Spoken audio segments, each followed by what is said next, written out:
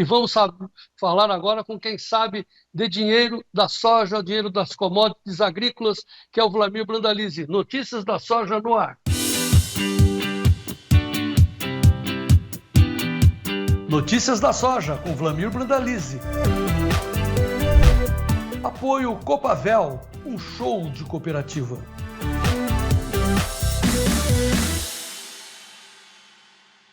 Dom Vlamir Brandalize, Curitiba, chamando, boa tarde. Boa tarde, João Batista. Boa tarde a todos. João Batista saiu USDA.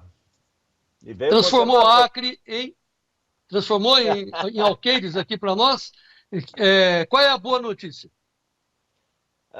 O USDA não trouxe nada de novo, João. A boa notícia, que ainda o mercado não avaliou, que eu vejo é que, no caso do óleo, está mostrando uma demanda muito forte de óleo vegetal, óleo de soja, em função da escassez de óleos vegetais no mundo, João. Então, o óleo ele está aumentando a demanda em 5 milhões de toneladas em relação ao ano passado. Então, era só para colocar em números.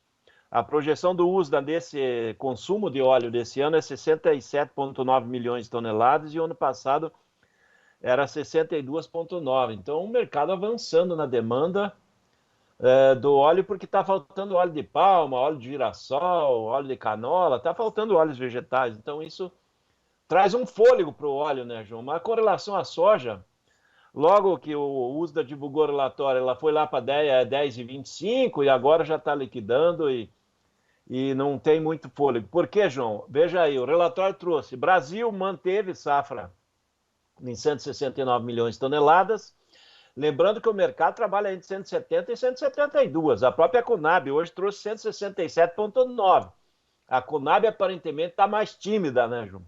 Mas a maior parte das previsões do mercado são de safra maior que o indicativo da Conab. Com relação à Argentina, sem novidade, 49 milhões de toneladas, era um número esperado pelo mercado também.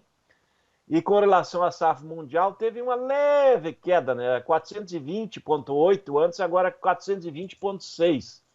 Então reduziu 200 mil toneladas. Mas como ela começa com um estoque de passagem do ano passado para esse ano um pouco maior, que era projetado, então o quadro geral vai ter demanda maior esse ano, já vai para 410,7, segundo o USDA aí.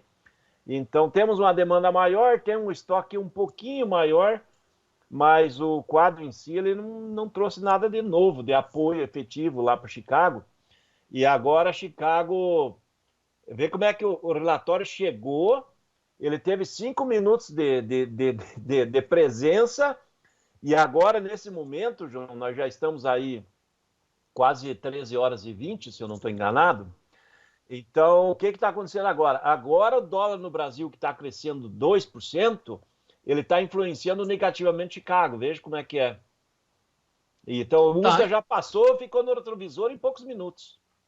Tá, então assim, em resumo, vamos avançar um pouquinho também em cima do trigo e do milho. Então a soja ficou estável, o trigo cai, mas o milho sobe porque parece que os estoques do milho lá nos Estados Unidos são baixos, é isso, Vlamir? Deixa eu ver. O estoque mundial de milho, né? O milho tem um déficit global. Vamos pegar aqui. Vamos ver onde está o milho. Milho, corn. Aqui para baixo. Em inglês lá do sul do Paraná. Antônio Olinto. Vamos lá. Achou. Aqui, ó. Não, o relatório veio bom para o milho, né? Porque ele derrubou ainda mais os estoques finais mundiais para 287,7. Os estoques americanos caíram mais ainda, João. Então caiu para 37,2, era 39,1. Então estoque americano menor. Exportação americana de milho é maior. As exportações americanas estão avançando bem, porque os principais países compradores dos Estados Unidos estão adiantando compras, João, porque por causa dessa guerra comercial, você pega a Coreia do Sul, Japão, o próprio México, a Colômbia, todos têm comprado muito milho americano, se antecipando aí toda essa bagunça aí que o Trump tá fazendo. Então, o quadro geral mundial mostra o consumo de milho, 1.241,8 milhões de toneladas. E a produção, 1.215,1. Então, dá 26 milhões de toneladas de déficit mundial, João. Então, isso é um fator que vai deixar o milho bom até 2027, pelo menos, aí no quadro que está agora. Porque não consegue recuperar esse estoque aí, essa déficit aí que está tendo, né? Mesmo que aumente a safra americana, não vai conseguir. Brasil, só para dar uma ideia, usa trouxe 126 milhões de toneladas, a Conab trouxe 125 e pouco, está muito parecido, a safra total.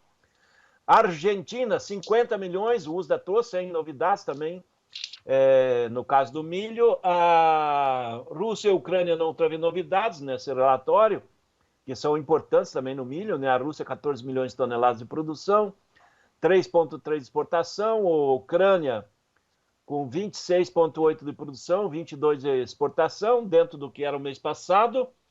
E com relação à China, a USDA continua mantendo que ela vai só importar 8 milhões de toneladas esse ano e vai reduzir 10 milhões de toneladas dos estoques. Não acredito que esse dado do USDA seja real. Eu acho que ele vai, nesse caso, ele vai frustrar. Eu acho que a China vai comprar milho para não ficar com estoque em queda, não, João. É só isso que eu acho de dúvida aí.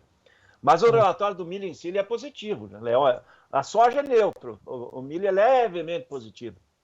Então tá, então antes da gente avançar para saber dos preços no Brasil, tanto de soja quanto de milho, vamos fazer um resumo com a sua experiência de muitos anos acompanhando o relatório de USDA.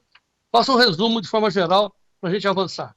Olha, João, o relatório do USDA, em geral, ele veio dentro das expectativas, sem novidade. A única novidade é que ele aumentou mais a demanda de óleo vegetal e óleo de soja, isso é positivo. Mas no restante ele não trouxe novidades. Ele veio dentro do que o mercado esperava, ou seja, o USDA conservador, que veio. O que é o relatório? Levemente positivo para Chicago no milho e neutro para a soja. A soja está nessa fase levemente agora liquidando, né? Já está com 6 pontos abaixo do que estava aí no melhor momento, a questão de 10, 15 minutos, justamente por causa do dólar que está subindo mais agora nesse momento, acima de 2% de alta aqui no Brasil. E o Brasil interfere muito lá em Chicago, né? Então, as notícias que começam a chegar lá nos Estados Unidos é o que eles escutaram pela manhã que eu comentei, né? Já negociamos mais de 5 milhões de toneladas de soja essa semana, mais de 4 milhões foram para a China, João. Então, o mercado lá ele tá olhando o relatório do uso já pelo retrovisor, né? Então, o que está pesando mesmo lá é dólar em alta aqui, esse dólar em alta provavelmente agora à tarde vai pagar R$1 a mais, aí, pelo menos por saco de soja. É isso que eu ia perguntar. Então vamos ao mercado brasileiro. Então, a partir de agora para tarde, R$1 a mais por saca. Exatamente. Se o produtor está aí, ele quer negociar pelo movimento de Chicago e pelo movimento de dólar, ele pode pedir R$1 a mais do que estava pagando de manhã, né?